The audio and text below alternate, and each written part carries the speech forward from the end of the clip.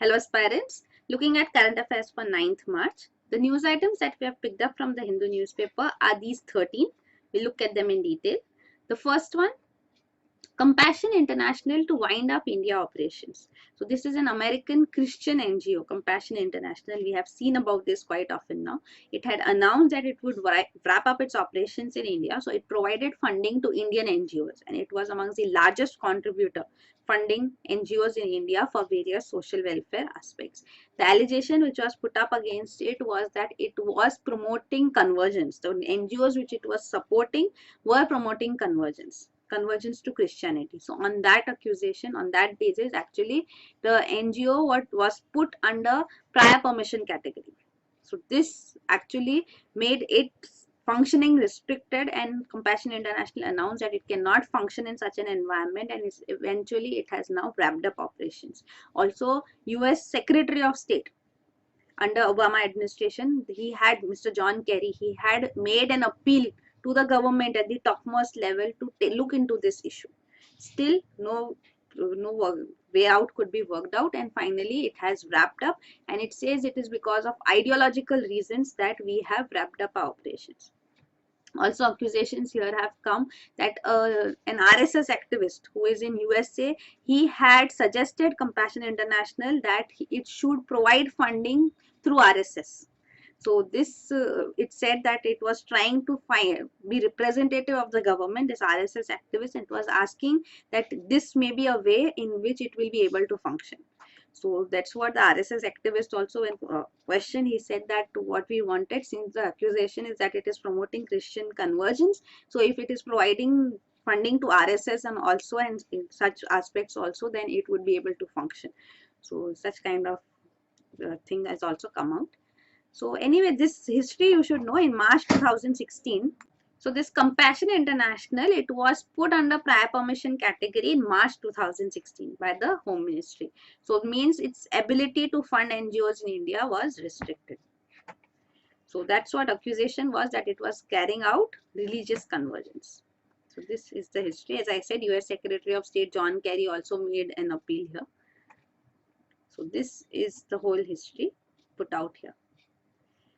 Then the next news item is CSIR Tech shut down for lack of funds. So this is CSIR Tech, which is Council of Scientific and Industrial Research Company, affiliated company, CSIR Private Tech Limited. So this was formed primarily to commercialize technology developed by CSIR. So this CSIR is a 75-year-old organization. It has around 37 labs, but this CSIR Tech presently is shutting down.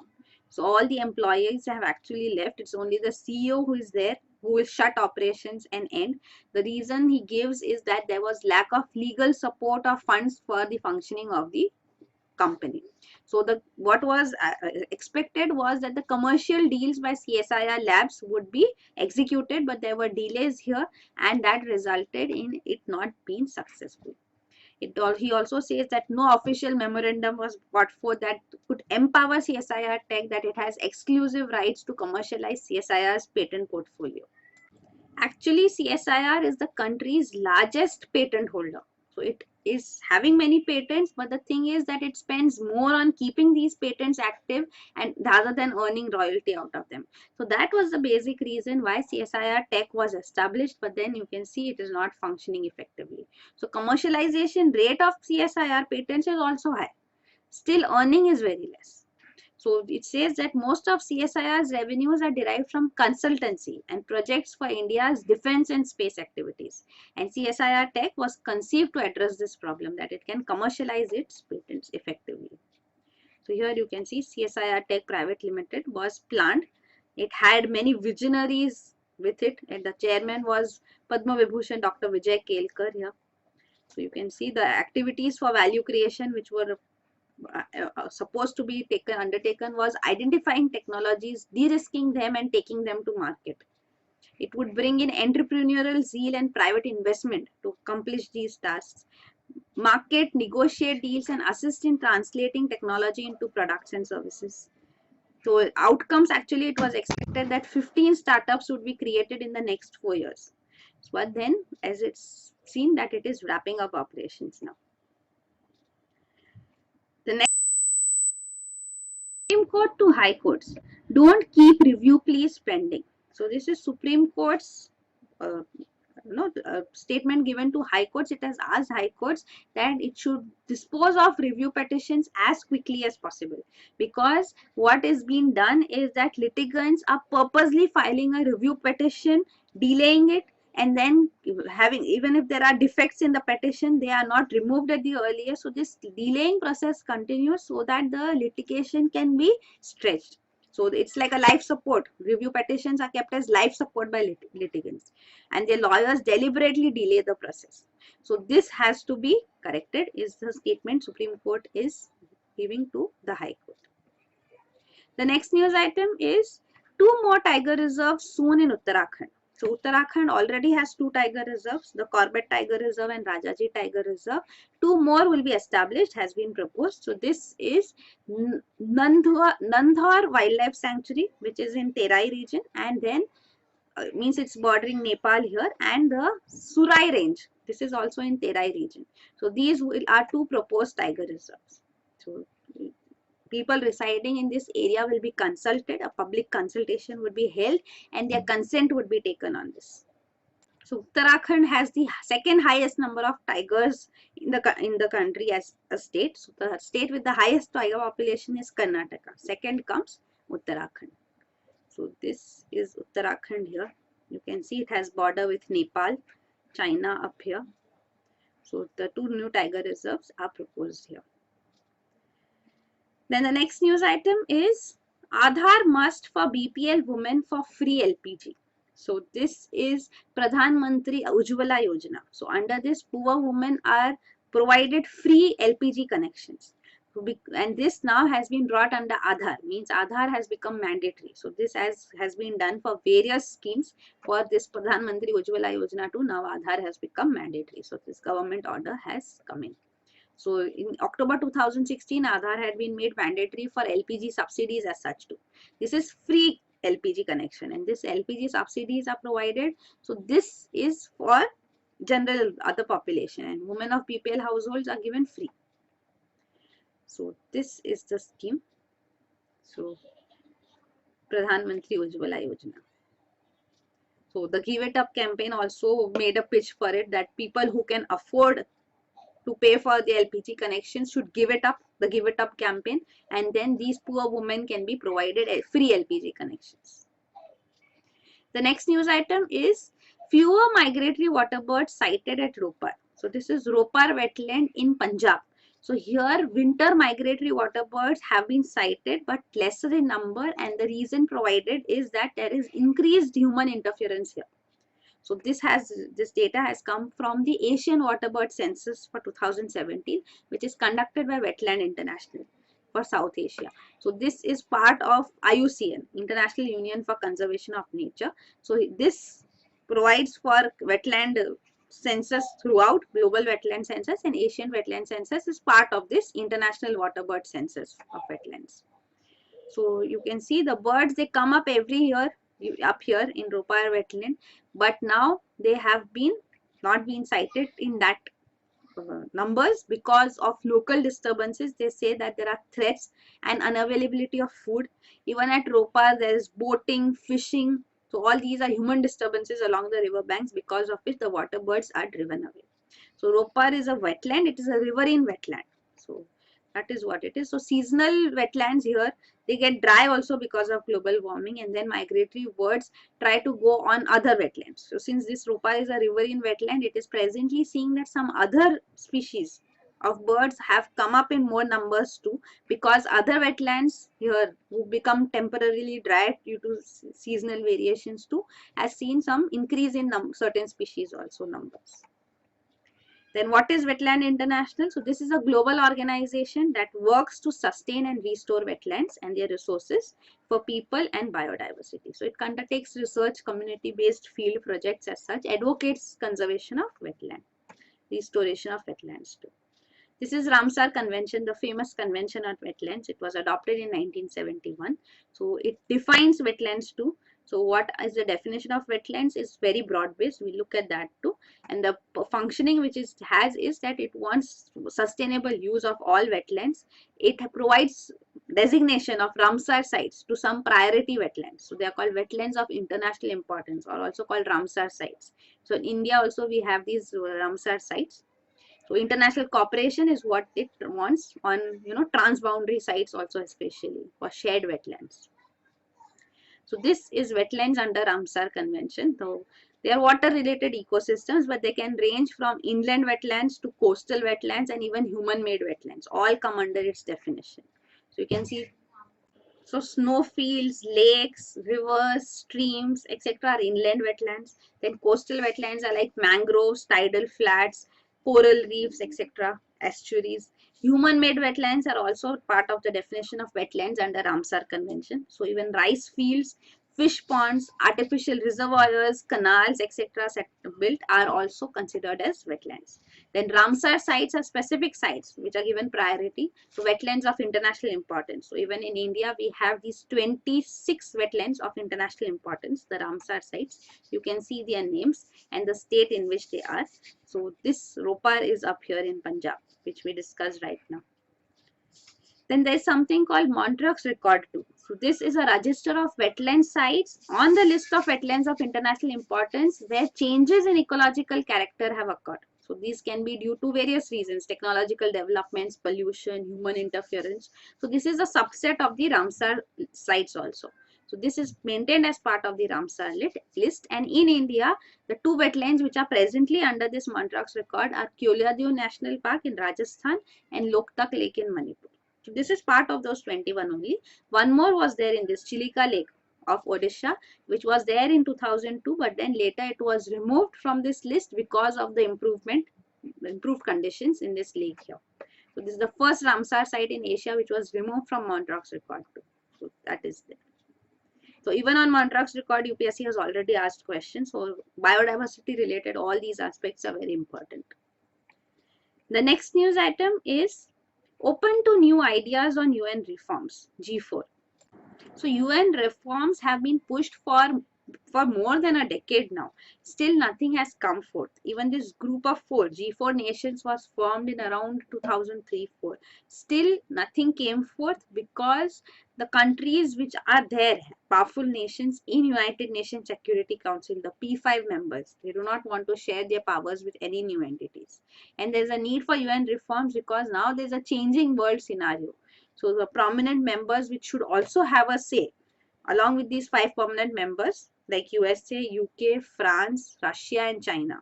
So the 4 members here who have come together supporting each other, that together we push for a bid to UN Security Council. So these G4 member countries are Germany, Japan, India and Brazil.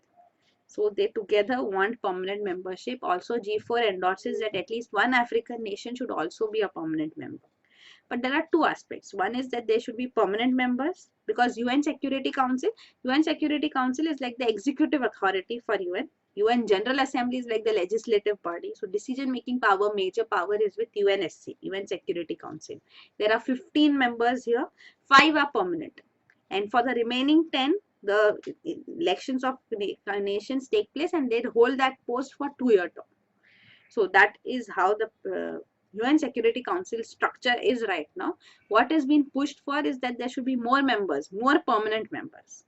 So these G4 all want to be permanent members, and it is not just this. There is one special power which each of these permanent members have, P5 members have, that is the veto power, the right to reject. So in UN Security Council, decisions would be taken by voting. So out of 15, majority, whatever majority supports would be done. If majority does not support, majority rejects, it would be rejected. But on top of that, each of these 5 P5 members has a veto power. Means even if all other 14 say yes and this one veto power member says no, it would not be done. So veto is basically right to say, reject. So this veto power is another aspect too. So the UN reforms would bring in more permanent members too, who will permanently be there in UN Security Council, and also they eventually want that veto power should also be there for them. So, but this is a drastic reform which is not been going ahead. So that is why in this present consultation which had taken place, it came forth that in these negotiations that the G4 nations are fine with innovative and new ideas, different ideas to push for UN reforms, to break this deadlock right now, which is there, that no steps have been taken so far. So they say that we are willing to not exercise veto as permanent members too, means we get permanent membership and not veto power. So say for 15 years or so, veto power is not there, that later consensus would be brought forth.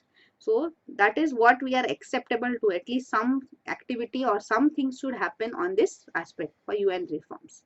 So that is there. So there are groupings which are also opposing. So G4 nations have pitched together for reforms. There is this uniting for consensus movement. It's also called Coffee Club. So these are developed nations majorly here. So this was established in 1990s. They are opposing any possible expansion of permanent seats in UN Security Council. This is led by Italy. So they want that before any decision is taken on any reforms in UN Security Council, there should be consensus. So uniting for consensus movement is there. So this consensus means all nations should agree. Then only any reform should take place. So that is of course difficult. So that is there. Then the next news item is Nepal team in India amid call for stir. So this is regarding the Nepali population here in the plains, the Madhesi population here. They are agitating and calling for a strike in Nepal, protesting against local level elections, because they say that constitutional amendments which are proposed have not been completed and now elections are being held. So they are opposing elections for that purpose. They are asking for India's help too. The Nepal agitation has been quite famous. The Madhesi population here, the blockade which they had brought in, even India was accused of supporting the Madhesis. So these Madhesis, they live in the plains here, in the Terai region here. So this is boundary with India. So India is boundary with Nepal on three sides. Nepal is surrounded on three sides by India. So, and China is on the other side. So here, this Terai population here, it's dependent majorly for economic transactions here, goods coming in. It is dependent on India. So when this blockade comes up here, cause the population here suffered. So this remaining part is the hilly region here. So the Pahadi population, let's say, they are dominating and they are not giving the rights to the Madhesis, and that is why Madhesis were protesting. They wanted amendments to the constitution upholding their rights. Their demands should be taken into consideration. But then that's what presently also the thing is, that since amendments are not been going ahead, they are again bringing in agitation, calling for strike, nationwide band, and boycotting the local level elections. And again, their delegation is here in India, lobbying for India to support them. So this is regarding this. Even a recent incident also took place when 4 Madhesi protesters died in police firing also. So that is what's going on in Nepal now. So you can see plains of Madhes. It covers 22 of Nepal's 75 districts, means 17% in area in these plains, and 50% of the population lives here. So that's what it is. So they are discriminated against, is what they feel by the headquarters here, Kathmandu, by the Pahadi population here. So it is highly fertile region. It has concentration of industries too, concentration of population too. So that is there. The next news item is Sri Lanka to release all 85 Indian fishermen in custody. So Sri Lankan government has decided that the Indian fishermen who are now in custody with them will be released. So this will be reciprocated by India also, and it will also release the 19 Sri Lankan fishermen which are in its custody. So recently there was an incident in which a Tamil Nadu fisherman was shot at by Sri Lankan Navy. So they have accused that the Sri Lankan Navy opened fire at the fishermen, and Sri Lanka denies such charges. So what is the truth behind that incident is not known, but the two governments are now working swiftly to releasing fishermen, and this takes place every time when fishermen are caught on the other side of the water boundaries too. So here they are later released, but then they are not, the trawlers are not released, means their ships, boats which they use for fishing, they are not released, they are retained. So that results in a huge loss for them actually.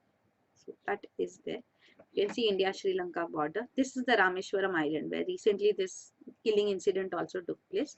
So the EEZ, which we have to exclusive economic zone, is shared. So we have the boundary, you can see here. And actually fishing is much more better on the Sri Lankan side. So that is why many Indian fishermen get into Sri Lankan waters too. And many of them unknowingly also, when they tread too far, they unintentionally tread into Sri Lankan waters, and then the Sri Lankan Navy apprehends and catches them. And same thing happens on Indian side too if such an incident takes place. So that is why you see more of Indian fishermen cross over than Sri Lankan, because on the Sri Lankan side fishing is much more better. Then the next news item is take up border fencing, Supreme Court. So Supreme Court has asked the central government that it should release funds for fencing the India-Bangladesh border so that illegal immigration can be checked. So there are these illegal migrants into Assam, because of which in Assam also we have seen major riots because of Bangladeshi immigrants here. So riots in 2012, 2014 have resulted in grave losses, and now Supreme Court is making a pitch that the border fencing has to be completed. Wherever physical manning of border is required, that should be done. Where fencing is required, that should be done, and this process completed expeditiously. So the government has also said, the additional solicitor general on behalf of the government has also said that some tenders have already been finalized and work orders have been issued to successful bidders to undertake this border fencing. So government is also saying that it is doing work on this. Then the next news item is Center plums for rural FMCG e-sales. So FMCG means fast moving consumer goods like toothpaste, soap, shampoo, etc. All these things. So FMCG e-sales are being pushed for. Rural FMCG e-sales means in rural areas they should be sold online. So that would be facilitated through common service centers. So that's what government has initiated talks with FMCGs to sell their products online in rural areas through common service centers. So this will increase business for these common service centers too. What are these common service centers also we'll see. So this is part of the core infrastructure of NEGP, National E-Governance Plan. So three core infrastructure for these are SDCs, SWAN and CSCs. State data centers. So this will be a national data center and a state data center, each state as such. So these will be there. SWAN, which is state wide area networks. This is the connectivity provided, a data center, connectivity, and then at the local level, this would be common service centers. So these will be the service centers which would be established like kiosks which are there. So here internet facilities provided means people can avail these services. So government related services can be used here. So these common service centers have been established. So this is the core infrastructure for NEGP. So these common service centers have village level entrepreneurs who run these. So they are getting profits out of these. They earn commissions on the services which they provide. So these village level entrepreneurs, the government is saying, would be benefited if e-commerce is also pushed for. So if e-sales are pushed for in rural areas, their earnings, their commissions would increase because they will earn much more commission from FMCGs. Means that would be in the range of 12 to 20%, and presently for services offered they have less than 10% being earned. So that is what it is saying, and as it is making a push for e-commerce, also making a push for digital technology too, digital economy too. So this is another way of enabling it. So many FMCGs will be benefited. Baba Ramdev's Patanjali Ayurveda, Procter and Gamble, Crompton, Greaves. So they are being worked with. So that's what it is about. So now Patanjali has been launched recently. It has spread throughout the country, and now it would be making its way into rural areas also, and government completely supports it. So that would be facilitated. So you can see there are more than 2.5 lakh common service centers across the country, particularly in rural areas. So government related services can be accessed online here, like ration cards, birth certificates, train tickets, online form submissions, etc. These services are provided through these CSCs. Then another is, this is regarding funding yoga research. So Department of Science and Technology is also funding. It was announced recently that it would fund yoga research. So research institutions like AIMS and even Haridwar based Patanjali Research Foundation promoted by Baba Ramdev. This would be funded by the government so that they can undertake research to study the efficiency of yoga, whether it has a role in alleviating stroke, type 2 diabetes, Parkinson's, and schizophrenia. So these claims are made, but having results for it. So, proof for it. So this study should be there, which should be of the level that it can be published in top international journals. So that is what government is providing funding here for. So that is there. The Satyam, this is the acronym which has been formed, Science and Technology for Yoga and Medicine. So promotion of yoga, we have seen earlier too, Prime Minister Narendra Modi pushes for it strongly. So such steps have also been taken to prove that it is scientifically also having data proof that it actually helps in health related aspects. So bulk of the studies which are undertaken to prove that yoga is beneficial, they use the measurement of brain activity. So they use this electroencephalography. So they measure brain activity through MRI, magnetic resonance imaging, and then they show proof that it is beneficial. The next news item is center mulls more border huts. So government is planning to open up more border huts. So border hut means actually it's a term used for markets. So these are border markets. So these have been quite successful and they have been functioning effectively. So they would be replicated now. So we have border huts here along India-Bangladesh border too, and now along India-Myanmar border too. So this encourages even formal informal trade. So even barter trade is also allowed here. So they are functioning well. But there are restrictions, only local produce can be exchanged as such. So those aspects are also there. So marketing of local produce through local markets here. This is a traditional system, huts, which are held. So you can see currently 4 border huts are operational along India-Bangladesh border, that is in Meghalaya and Tripura, and now with Myanmar also we have established border huts and we plan to increase them. Then the next news item, the last one, is electoral bonds to flag elections, FM. So these electoral bonds were announced by the government in the budget 2017. So this concept was brought forth that how political parties donations should take place. So to ensure that the identity of the donor is also not known to others, means that is also revealed, plus also donations come to political parties. So cash based donations in which you don't need to mention the source, those donations, earlier there was restriction up to 20,000 it was allowed. Now in the budget 2017 this has also been brought down to 2,000. So up to rupees 2,000 cash donations can be done by any person without revealing the source. So of course there is a lacuna here, because how many times you are donating 2,000, there is no restriction on that. So we have seen in various studies also that many political parties actually, when they reveal the donations which they have got, one party actually said that they have got all donations less than 20,000. So they have no source mentioned as such. So that is also there. Of course, and this is only a part of what is actually revealed. There is much more donation going to political parties which they don't bring out in the open too. On top of that, we have already discussed that for political parties, there is no taxation. So they don't pay any taxes on whatever money they get as donations. So it's tax free. So that is also there. Plus now what new thing has been brought forth is these electoral bonds. Means people who want to donate to political parties but want to keep their identity a secret. So they can buy these electoral bonds. Of course, there's a question, why would such a need also arise? Of course, there will be points on both sides that it should be there or it should not be there. So if you have affiliation to a political party or making donations, why should it not be out in the open? So anyway, so these people who want to make donations, keeping the identity a secret, they can buy these electoral bonds. So electoral bonds, there's no restriction. You can buy you can donate as much amount as you want. So that much amount electoral bonds would be brought through digital payment only. So you cannot use cash here. So that would be there, and this would be authorized, banks would be allowed. So these would be RBI or RBI authorizes banks, they would be allowed to issue these electoral bonds. So you buy these electoral bonds and then you give them to the political party to whom you want to donate. So political parties again here will not have to mention the source. They received electoral bonds, that is through digital transaction, that is white money. So that is assured, that is the idea. So they would have to accumulate all these electoral bonds and they can be encashed only to the bank account which is linked to that political party officially for these electoral bonds.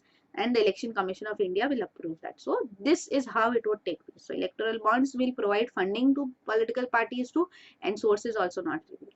So this was the idea. Presently, a clarification now has come that for the electoral bonds, they would be valid only ahead of the elections. Means they will be made available only then, that you can buy electoral bonds, and they will remain valid for few days only. So this is a clarification given, because it says the finance minister says that knowing the manner in which people have laundered money, the bond should not become a parallel currency. They keep all their money in the form of these bonds. They'll keep buying bonds, and this is a money, safe money here in the form of bonds. So it becomes a parallel money. So to ensure that does not happen, this precaution has been taken that it will be available for a limited period and valid for a few days only. So that is it. These are the news items. This is details of electoral bonds given here. The gist of it can be seen here. You can see notified banks are chosen, they issue them, donor buys them through digital payment, checks or digital payment, and then give to the party of his choice. Party deposits them in the account, which the details of which it has given to Election Commission. So that is it. These are the news items. Thank you.